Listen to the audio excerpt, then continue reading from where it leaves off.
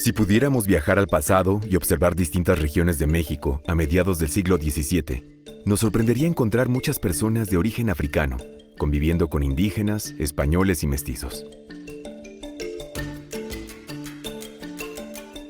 ¿Cuándo y por qué estas personas llegaron a México? ¿Cómo vivieron y cuáles han sido sus contribuciones en la formación de la sociedad mexicana? ¿Por qué se ha hablado poco de ellas y de su importancia? Pregunta la historiadora María Elisa Velázquez Gutiérrez.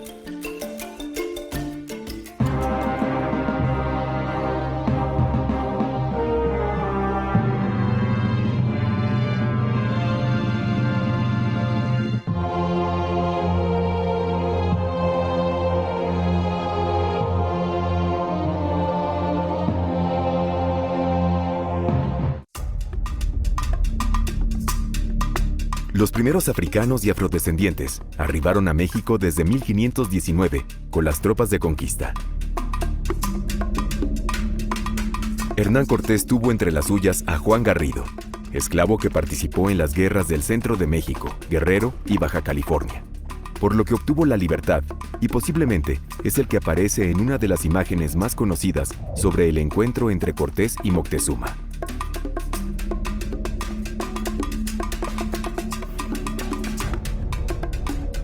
La caída demográfica de la población indígena que se dio a partir de la conquista, quizá la más devastadora en la historia de la humanidad, resultado de las guerras, los malos tratos y las epidemias, supuestamente justificó la demanda de personas esclavizadas para la Nueva España.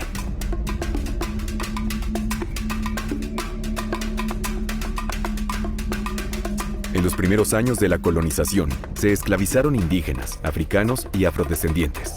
Algunos venían de África y otros habían nacido en España, Portugal o el Caribe. Wolops, mandingos, congos y otras personas de las culturas bantúes arribaron a México a lo largo del periodo virreinal, de muy distintas regiones de África. Fueron los que más padecieron en la Nueva España, ya que en 1542 se había prohibido la esclavitud de los indígenas. Los llamaban negros, mulatos, pardos, zambos o coyotes, entre otros apelativos que los hacían parecer iguales por su color de piel. Pero eran mujeres, hombres, niñas y niños que hablaban distintos idiomas, creían en diversos dioses y tenían formas de pensar propias. Alrededor de 250,000 de ellos, hombres, niñas y niños, fueron secuestrados en aquel continente y trasladados por la fuerza a la Nueva España en el siglo XVI. En cada barco viajaban de 200 a 300 en condiciones inhumanas, con grilletes, sin espacios ni ventilación, y con escasos alimentos.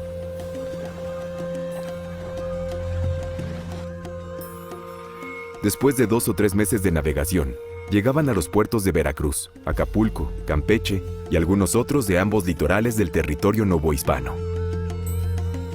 Casi todos los hoy estados de la actual República Mexicana recibieron esclavos africanos y afrodescendientes a lo largo del periodo colonial, para trabajar de sol a sol en la minería, la agricultura, las haciendas cañeras, fábricas de telas y otras muchas tareas en los hogares.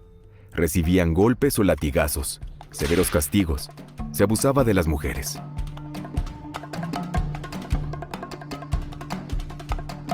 El comercio de personas se había convertido en un negocio rentable. Además, había una compraventa interna de esclavos criollos que nacían en la Nueva España durante los siglos XVII y XVIII. El precio variaba y estuvo sujeto al periodo, la demanda y la región. Muchas esclavas, nodrizas o cocineras alcanzaron un precio muy alto en esa época, de casi 400 pesos, mientras que los esclavos en las haciendas azucareras de Veracruz tenían un valor de solo 100 pesos.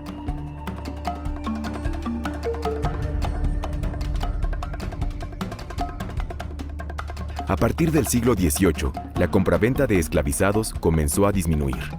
Las poblaciones indígenas y las que surgieron del intercambio y convivencia entre grupos crecieron, y la esclavitud se convirtió en una forma poco rentable de explotación.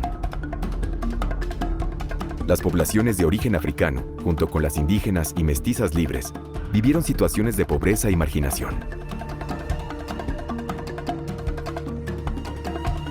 Muchas personas esclavas en la Nueva España lograron obtener su libertad en distintas formas. Por ejemplo, cuando los dueños les otorgaban la libertad en vida o a través de sus testamentos. O cuando lograban ahorrar y pagar el precio de su libertad si sus amos lo consentían. Algunos escapaban a regiones lejanas o se escondían. Y hubo otros que podían ser libres si nacían de matrimonios mixtos, que nunca se prohibieron, entre españolas y afrodescendientes, africanos e indígenas, ya fueran esclavizados o libres. Así, desde mediados del siglo XVI, las poblaciones libres mulatas, morenas, zambas o de color quebrado fueron aumentando. Los africanos y sus descendientes ocuparon el tercer lugar en la población del México virreinal, tras los indígenas que siempre fueron la gran mayoría, y los grupos mixtos o mestizos, que crecieron desde la segunda mitad del siglo XVIII. Las poblaciones españolas ocuparon el sitio de los menos numerosos. Las personas esclavas en la Nueva España, aunque sometidas, tenían algunos derechos y posibilidad de denunciar maltratos ante las autoridades. Podían quejarse por ser azotados exageradamente o por no permitirles tener vida marital. Otros encontraron distintas formas de mostrar su descontento, desde prácticas cotidianas de protesta hasta rebeliones importantes. Muchas más huyeron de ciudades, haciendas y obrajes. Las llamaron cimarronas, aludiendo a los animales salvajes de los montes, y fundaron comunidades apartadas y escondidas en montañas y bosques. Un grupo de cimarrones es muy reconocido porque en él surgió una de las más importantes rebeliones. La encabezó Yanga, quien desde 1590 se convirtió en una gran amenaza para los hacendados cañeros de Córdoba, Veracruz. Con ellos sostuvo muchas batallas. Las autoridades virreinales no lograron someterlos, así que en 1631 decidieron pactar con ellos y finalmente reconocerlos como pueblo libre, con el nombre de San Lorenzo de los Negros, hoy llamado Yanga en honor a su libertador. Africanos y afrodescendientes, esclavos y libres, desempeñaron múltiples actividades durante el periodo virreinal en México. Muchos se ocuparon de la construcción del fuerte de San Juan de Ulúa, otros del trabajo en las haciendas mineras de Guanajuato, Zacatecas o Taxco.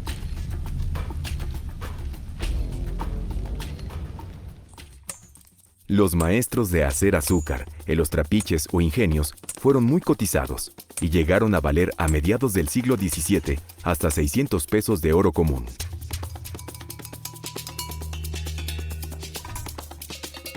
Muchas haciendas o ranchos se dedicaron a criar y comerciar caballos, mulas, toros o vacas, y contrataron a los africanos que arribaron en los primeros tiempos como capataces, arrieros y vaqueros.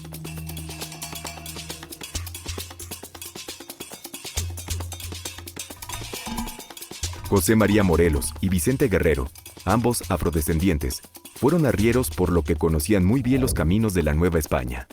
Gracias a eso, durante el movimiento insurgente, encontraron las mejores estrategias para vencer a los ejércitos de la corona española.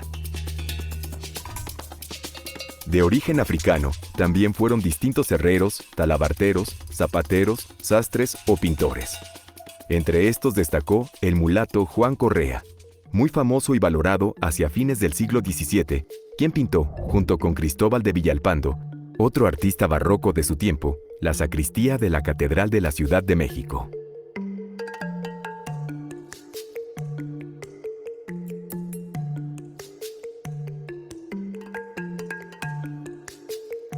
Las mujeres de origen africano fueron codiciadas como nodrizas, y en muchas ocasiones crearon vínculos afectivos con las dueñas.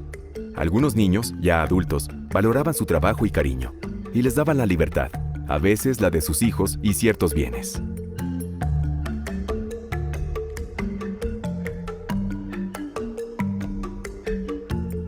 La inicial división entre indios, españoles y personas africanas no prosperó, y pronto se establecieron matrimonios y uniones entre distintos grupos, que derivó en una sociedad compleja y diversa para finales del siglo XVIII.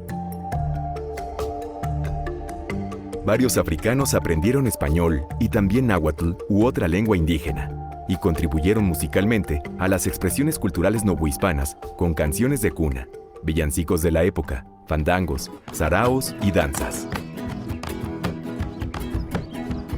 Aquí bajaron los negros con los barcos. El mariachi, el son jarocho y el son de artesa tienen ritmos y sonidos de aquel continente, y lugares como Mandinga o palabras como chamba podrían provenir de sus lenguas. Lo traían encadenado.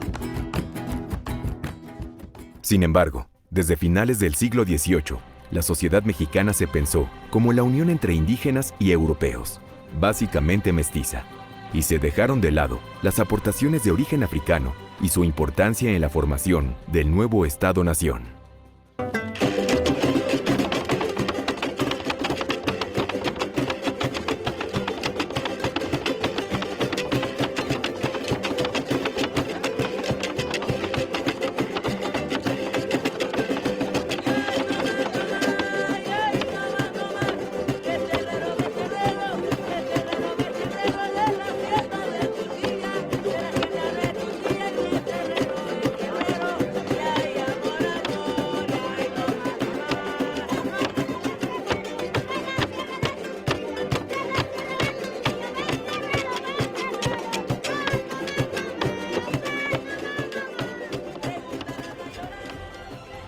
Volver la mirada al mundo virreinal nos permite reconocer esas contribuciones de mujeres y hombres wolofs, mandingos, guineanos o bantúes que hoy en día siguen vigentes en los pueblos de México.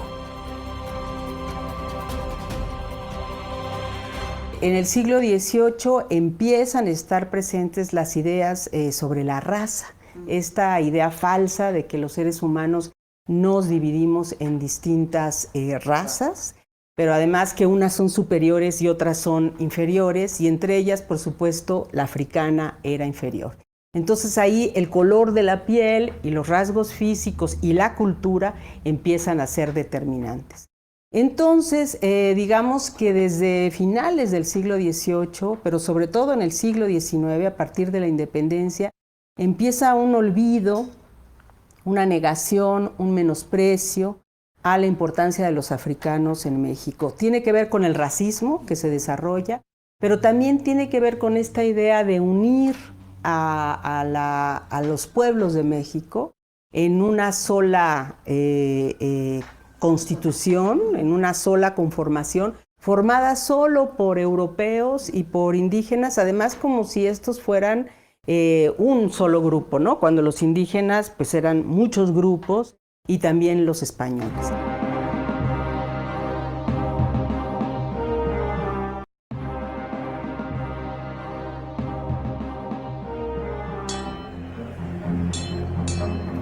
El 16 de septiembre de 1810 se inició una revolución social cuyo propósito era acabar con los 300 años de dominación española y su régimen de privilegios. Esa revolución se propuso la fundación de una nueva nación y de un Estado soberano basados en la igualdad y justicia sociales. Comprender la naturaleza de la independencia nos permite entender gran parte de los hechos que se desarrollaron durante el siglo XIX y que tocan aún nuestras vidas. Nos plantea Cristina Gómez Álvarez.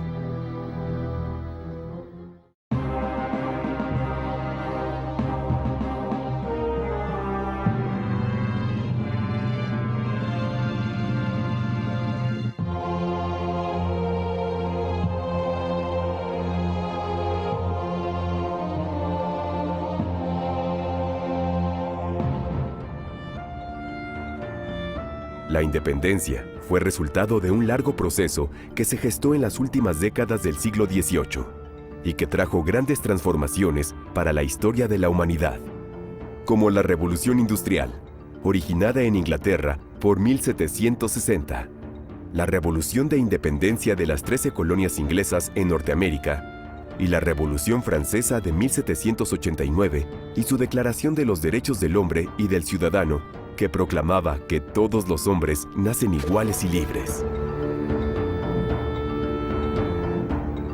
Estas ideas se difundieron ampliamente e influyeron en el ambiente revolucionario de la época, en nuestro territorio y en el resto de las entonces colonias españolas en América.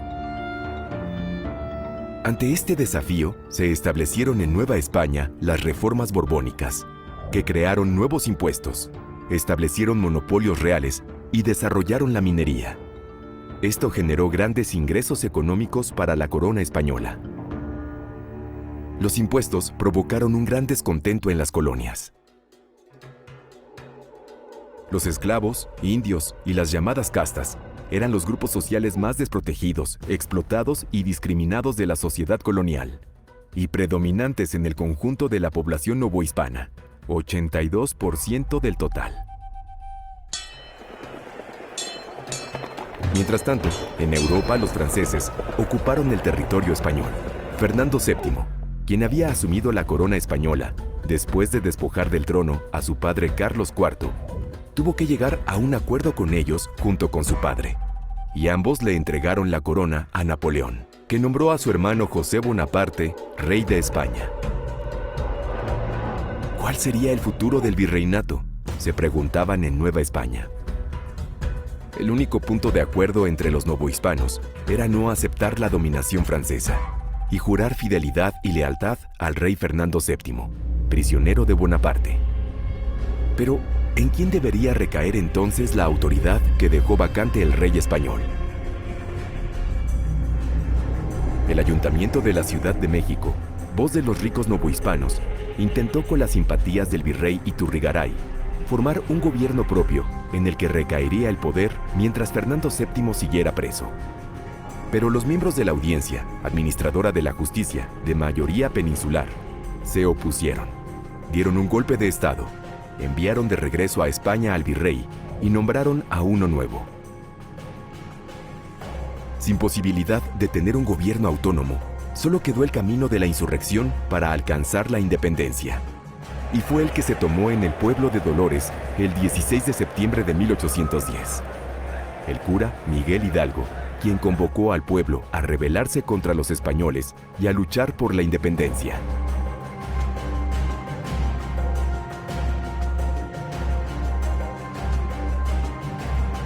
En pocos días, cerca de 100,000 personas conformaron las huestes de la insurgencia, con Hidalgo como capitán general, y con gran rapidez vencieron a los realistas en distintas regiones del virreinato.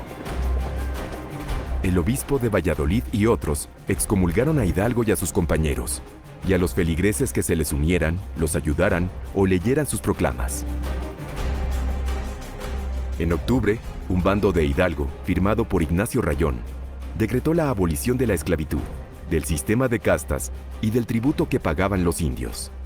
La revolución insurgente adquirió plenamente su rostro social. Trataba de beneficiar a los desposeídos. La causa insurgente se extendió hasta Guadalajara, pero el enemigo los derrotó en Puente de Calderón, y yendo al norte, Hidalgo, Allende, Aldama y Jiménez fueron apresados, sometidos a un proceso militar, sentenciados a muerte y fusilados. Sin embargo, la lucha por la independencia no decayó. Muy al contrario, cobró fuerza.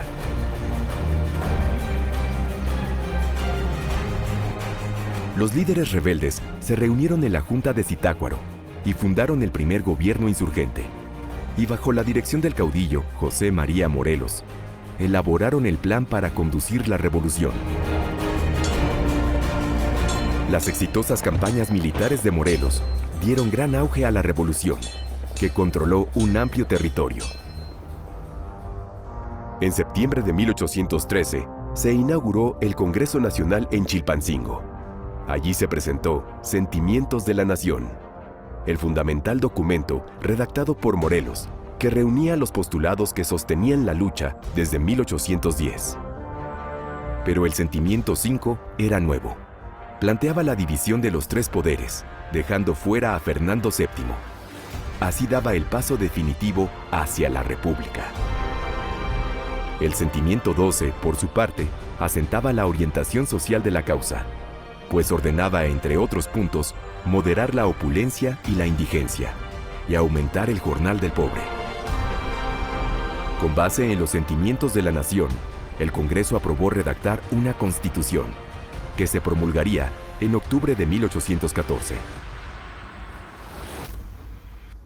En España, Fernando VII fue liberado por Napoleón y reestableció la monarquía absoluta. En Nueva España, la tropa insurgente, dirigida por Morelos, ahora sufría derrotas en cada enfrentamiento, y los realistas recuperaban territorio. No obstante, el Congreso promulgó el documento más sólido de los insurgentes, la Constitución de Apatzingán, donde se plantea la República como modelo de organización del nuevo Estado independiente, dejando atrás al gobierno monárquico. La Constitución de Apatzingán otorgaba ciudadanía a todos los habitantes de América y suprimía el sistema de discriminación si la ascendencia no era española. Sin embargo, los diputados del Congreso fueron acusados y perseguidos por los realistas y tuvieron que abandonar Apatzingán, escoltados por Morelos y su tropa. En el trayecto a Puebla, Morelos fue hecho prisionero y luego procesado y sentenciado en la Ciudad de México, y fusilado en San Cristóbal Ecatepec el 22 de diciembre de 1815. Para 1818, varias de las comandancias insurgentes habían capitulado, pero muchos insurgentes siguieron en pie de lucha al mando de Vicente Guerrero, para entonces ya jefe de la causa. Él mantuvo encendida la flama independentista en las montañas del sur del virreinato por 5 años. Fernando VII reestableció la monarquía constitucional y la Constitución de Cádiz en 1820 en todo su imperio, presionado por una asonada militar. Esto redujo el poder y la autonomía de la élite colonial en la Nueva España, y algunos de sus miembros se reunieron en la Ciudad de México en secreto y concluyeron que la única salida era la independencia en sus propios términos. Así que establecieron un plan político. Instigado por ellos, el virrey Juan Ruiz de Apodaca nombró a Agustín de Iturbide jefe de la Comandancia del Sur y del Camino de Acapulco, zona en la que operaba Vicente Guerrero, a quien Iturbide debía derrotar. Vicente Guerrero le pide que se declare por la independencia, única posibilidad para combinar los planes de ambos, y en dado caso, él se sumaría a Iturbide. Iturbide lo invita a participar en el movimiento que estaba planeando con otras fuerzas políticas de la élite virreinal, y promulga en Iguala el plan independentista el 24 de febrero de 1821, en el que llama a los americanos a luchar por 3 garantías: independencia, unión entre europeos y americanos, indios e indígenas, y religión católica sin tolerancia de ninguna otra. También establecía que se adoptaría la monarquía constitucional y que el poder ejecutivo recaería en Fernando VII, que se crearía el nuevo ejército de las 3 garantías para llevar el movimiento a la victoria, y que su jefe sería Iturbide. Además, garantizaba que el clero, secular y regular, conservaría sus fueros y propiedades. Las grandes capitales novohispanas cayeron en poder de los independentistas en 6 meses. Juan O'Donoghue, recién nombrado jefe político superior de la Nueva España, cargo que venía a sustituir el de virrey, se encontró con Iturbide. Con él firmó los tratados de Córdoba, en los que reconoció la independencia de México y luego ordenó capitular a la tropa peninsular de la metrópoli. El ejército de las 3 garantías entró triunfante a la Ciudad de México el 27 de septiembre de 1821. Al día siguiente, se instalaron la Junta Provisional Gubernativa y la Regencia, en las que estaba representada la élite novohispana. Sus integrantes también firmaron el Acta de Independencia de México. Los insurgentes fueron excluidos del nuevo gobierno. Concluía así la larga dominación española y se iniciaba la vida independiente y soberana de México. El gobierno español rechazó la independencia mexicana y se negó a que cualquier miembro de la familia real ocupara el trono de la nueva monarquía. Y el Congreso mexicano, recién elegido, nombró a Agustín de Iturbide emperador. El imperio de Iturbide duró solo 18 meses. Fue derrotado en 1823 por un pronunciamiento militar. Entonces, se estableció como forma de organización del nuevo Estado la República. lo que se estipuló en la Constitución Federal de los Estados Unidos Mexicanos en 1824. Esto, junto con el decreto de expulsar a los españoles en 1827, ante la amenaza de una reconquista, rompía con los acuerdos del Plan de Iguala, lo que hizo patente que la alianza que consumó la independencia era inoperante. Hoy en día es importantísimo subrayar que nuestra independencia fue producto de una revolución social, con una base popular amplísima, que inició, como todo mundo sabe, en 1810. ¿Por qué fue una revolución social? Porque a la par que deseaba romper con los 300 años de dominación española en la antigua Nueva España, deseaba construir una sociedad y un Estado diferentes, en donde hubiera justamente justicia e igualdad sociales.